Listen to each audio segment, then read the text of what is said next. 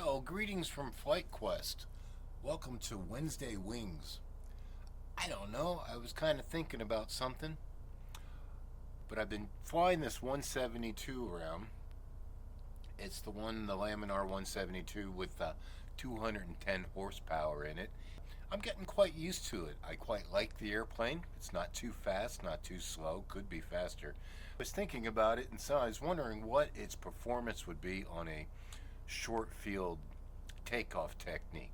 It kind of brought me back to the days when I was learning the short field technique. One thing about the short field takeoff is that the pilot definitely needs to exercise precise control of the airplane, its attitude and airspeed, so that the takeoff performance results in the shortest possible ground roll and the steepest angle of climb that we can obtain safely for a short period of time. Definitely, one of the first things that you're going to do is do all your airplane checks. You're going to refer to your pilot operating handbook. You're going to look at your normal procedures. You're also going to look at your short field takeoff procedures. Going to learn what the VX speed is for the airplane. Any other considerations if you have cow flaps. How is this distance determined by the test pilots when they do the performance test on the airplane, and they give you the specifics of that. We're going to take a look at the short field takeoff chart that comes directly out of a Cessna 172 handbook. I don't think it's the one for this airplane. This one might require a little more distance on the ground roll and a little more distance on the total to clear a 50-foot obstruction. Some of the things that I always had a problem with was obtaining that best angle of speed precisely, because it's not something that you can really search for as you're climbing out. You don't have a lot of time. We have the time that we're on the ground. We're going to be applying full power. The airplane's going to demonstrate P factor as we increase the pitch of the airplane. The attitude of the airplane increases. The pitch of the blade also increases, which creates that left turning tendency.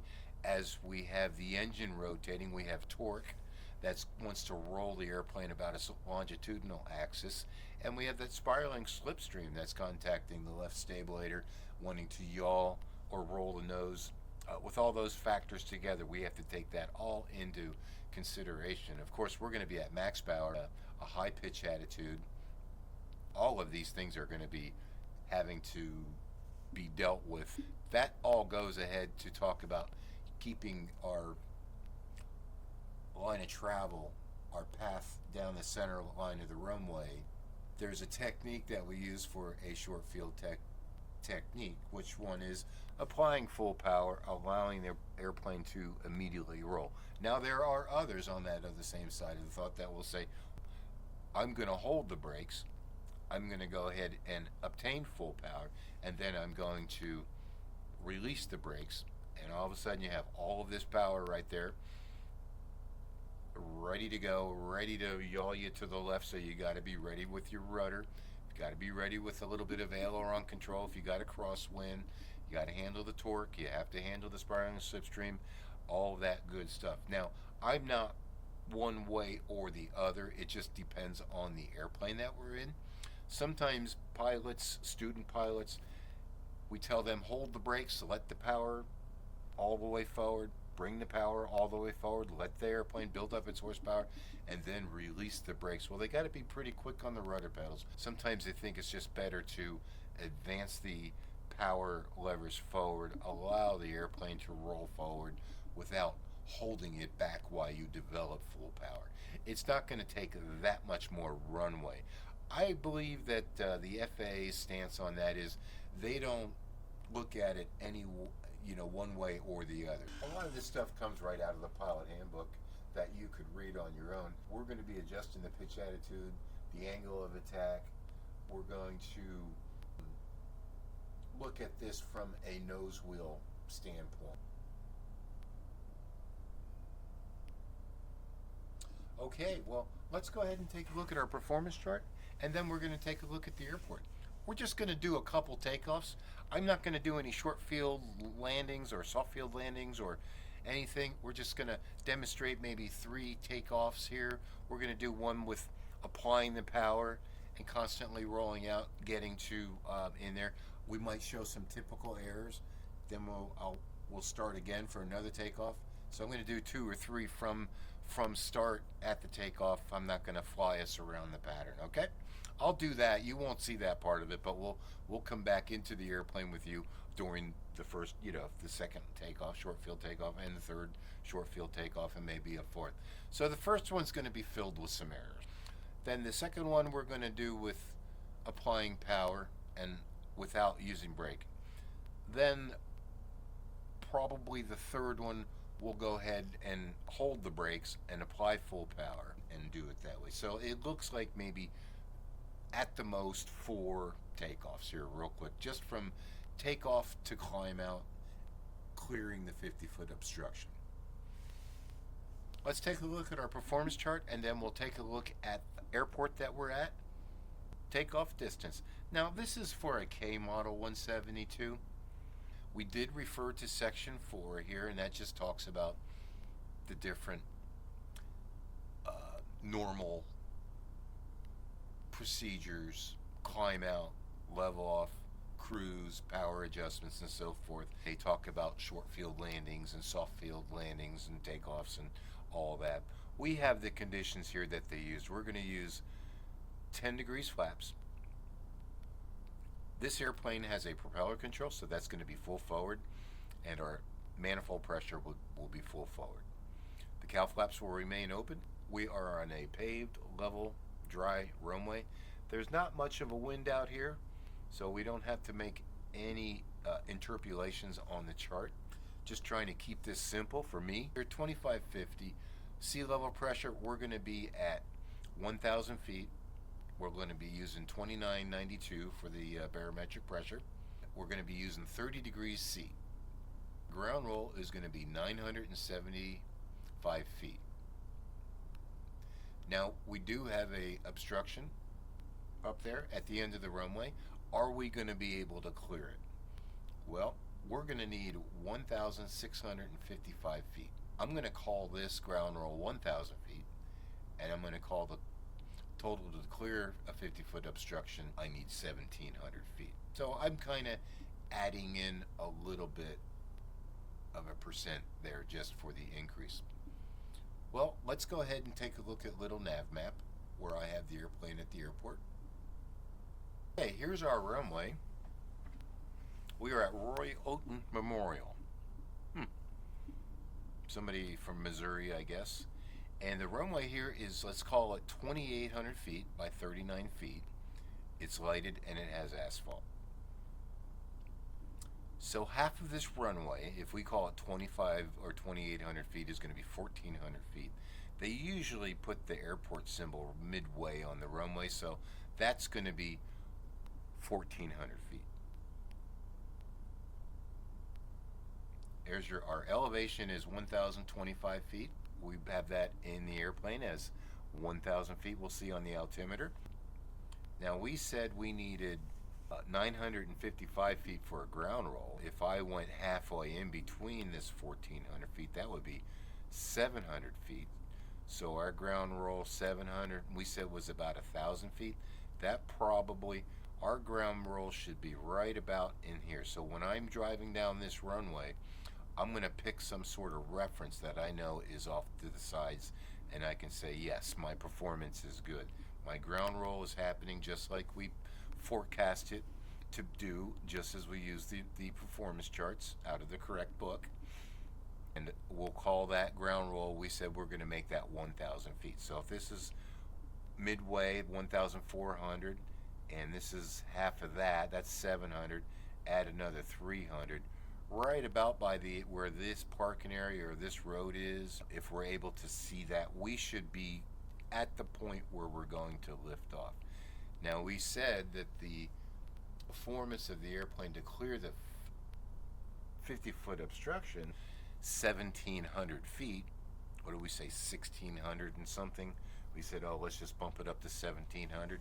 Well, if this is 400 feet or 1,400 feet, add another 300, we should be 50 feet above the runway at this point, just because if this is going to be from here to here is another, that's 700, all right, and there's 350, half of that, so 14 plus that should put us here. So there we go.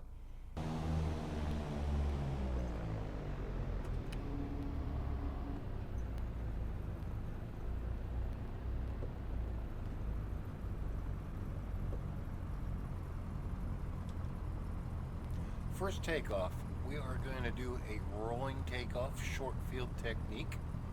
Let's see what mistakes I make.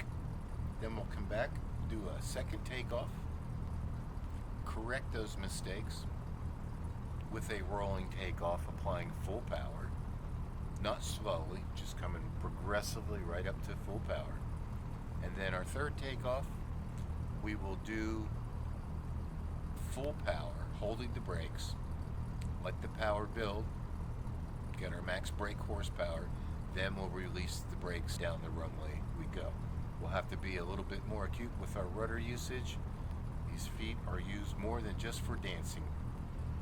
Especially when you fly a tailwheel airplane, you'll find that out. But we are in the tricycle type gear 172. Brakes are off. Let me do my checks. Mixtures are forward, props are forward. Power set. We have 10 degrees flaps for a short field takeoff. Airspeed indicator showing 0. We are at 1,000 feet. I see the trees down there. We should be hitting our rotation speed at that point of 54.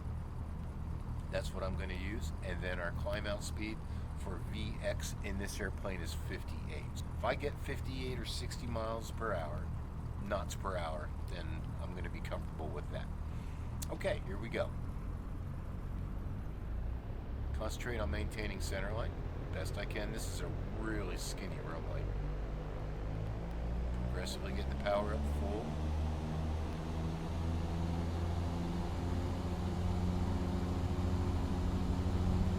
We're at full power. Right rudder. 50, 54, nose comes up. Looking for that attitude, look in the airspeed. And oops. See, I was looking at my airspeed indicator. Runway heading's good. I'm trying to find my pitch attitude now. There it is. I think right about 15 degrees might do it. And I got my picture on the glare shield of the airplane where it approximately should be for 15 degrees. Okay, at this point,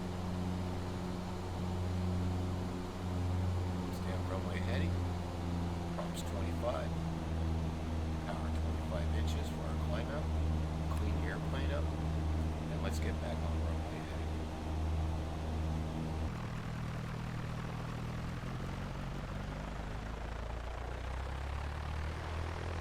And this is the rolling takeoff without holding the nose. Okay, I'll see if I can stay with you. This is our ground one. We said we'd be about 1,000 foot. So we're at 1,000. Right about where the trees are, just before there is a nose goes up. Pitching forward. But there's a 50-foot obstruction. Nose comes down. Alright, here's number 2. On that first one, I over-controlled. I had a good takeoff run. I was maintaining directional control, but I think I rotated a little bit too late. And doing that, my airspeed got a little bit too fast, I think. And then so, see, I'm working off what's in my brain, and I pulled back further as we started to lift off. As I was doing that, I was concentrating so much, I looked at the airspeed indicator, realized I was going to go through the airspeed, and I increased my pushing forward so that I didn't go too slow. By that time I was over controlling. Also, I didn't use enough right rudder on the departure, and I was way off my runway heading. Well, let's do the same type of takeoff. This time, let's get it right. Smooth, progressive power application, right to full power. Engine sounds good. Acceleration is good. We'll keep going. We're looking for about, let's call it 55, 54 is where I'm going to increase the back pressure. And so as the airplane's climbing out, we can go to 58. That's what's in the checklist for this airplane. And so I'm going to call it like 58 to 60 is our best angle speed. I know from that one I found that about 15 degrees pitch up attitude with the airplane will get me on that airspeed. So I wouldn't really have to worry about looking at the airspeed as long as I can get the airplane to the proper pitch attitude. Once we cleared the obstruction, then I'm going to calm down, make sure I'm on runway heading, props 25, manifold pressure 25, and flaps will go to 0. Then I'll let the nose fall down to about 8 degrees on the horizon, and then we'll start accelerating out to our best rate speed, and then we would go on to our climb cruise speed to go to higher altitudes. Let's do our short field takeoff. That's what this is all about. Let's just check. Mixtures are forward, props are forward, lights are on, traffic is cleared, flaps are at 10 degrees, brakes are off. Let's do a rolling takeoff.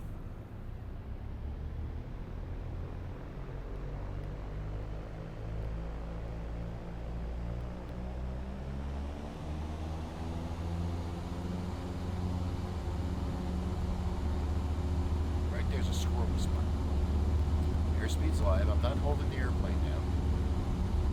Great. Nose comes up, 15 degrees. I went up a little bit too high, but I'm okay. I'm coming back down because we'd already cleared the obstruction. Here's our 54, 58.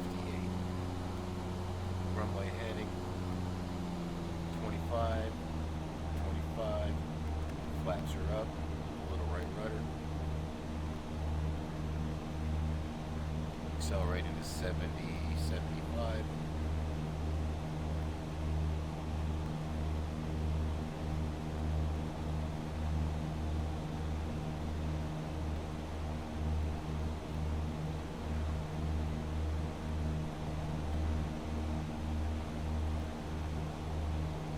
Okay, let's go back and do the third one.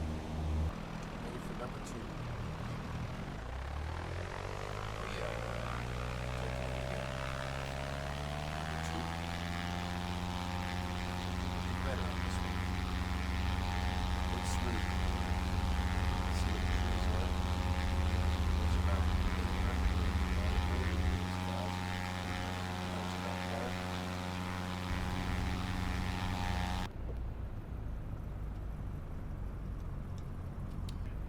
Number 3, this was going to be with full power, holding the brakes, let the power develop, engine sounds good, looking for good acceleration, promptly using rudder control to maintain directional control. That previous takeoff we did was much better. I did seek that pitch attitude. We got to 15. I noticed as the airplane accelerates a little bit more, it wants to kind of go at a higher nose attitude, so I have to watch out for that. But we're practicing for precision. Runway looks clear, brakes are on, mixtures are forward, props are forward, flaps are at 10 degrees, lights are on, no traffic. Here we go, holding the brakes. Holding the brakes, full power. Plane wants to go.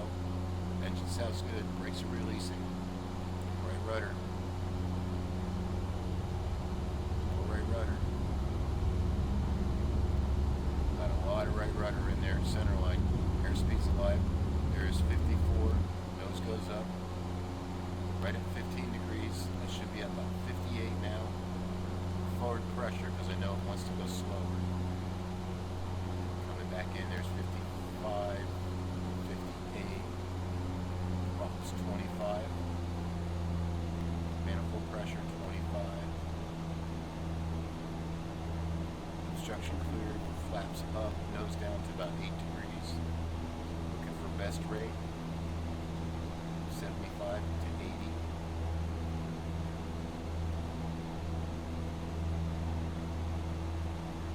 Not bad. That one, looking good. We maintained airspeed in there. plus or minus, or +5 minus is 0. We're good. Maintain directional control. We also maintain runway heading. We cleared the obstruction, and we accelerated at the best rate, and then we are now accelerating out to our cruise climb. At that point, we'll do our cruise checks. Lights go off. Mixture still forward. Double check the prop. Should be about 25. Manifold pressure 25. Flaps are 0. Communications if we have to go to approach.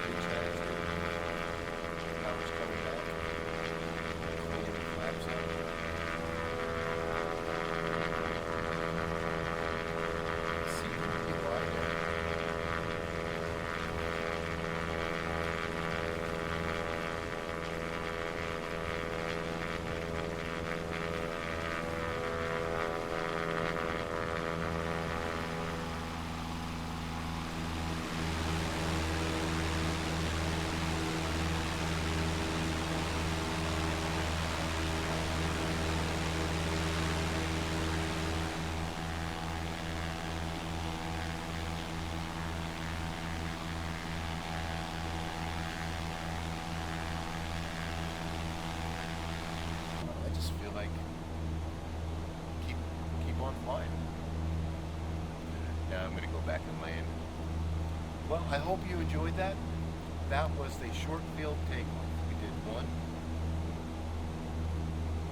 in the beginning, the first one, just to kind of see where we're at, because I didn't come out and I didn't practice a lot of them, just a couple previously, and I thought, you know what, I might as well go ahead and do some short field takeoffs in this airplane. There's got to be a short field around here, and I found this one at 2,800 feet. So we're able to use the little nav map there to kind of look at where we're at. So I don't know if I'll be able to put that in the video, the track of the airplane over the runway. I'm coming in for a landing.